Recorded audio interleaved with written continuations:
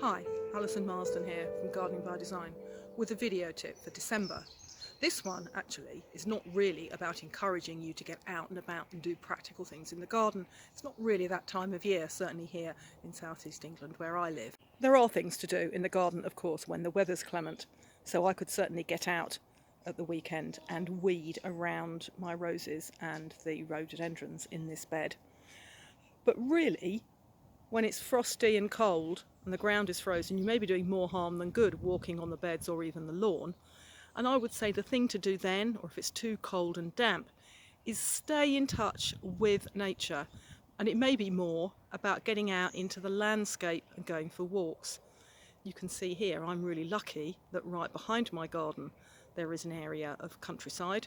You don't have to go very far. I think we all found a lot of walks in our locality during the lockdown time, and that's really important, to see the seasons going by, stay in touch with nature, and perhaps enjoy nature and the green environment more by not scrabbling around on your hands and knees on a cold damp day weeding.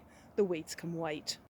And those times when you don't want to get outside, when the weather's too cold or the days are too short and dark, then hunker down indoors with a hot drink and a mince pie, and it's a great time to think about what you want your garden to look like next year, perhaps changes you want to make, and by looking at photographs of gardens you visited and admired, even very large gardens, you can take the style. It isn't about copying or replicating, it isn't about choosing or copying and buying the same plants. It's about looking at styles, the effect you're trying to create. So is that going to be formal or cottagey or modern, very architectural, very informal? Just get a really strong feel for what you'd like a particular bed or a particular corner of your garden to look like.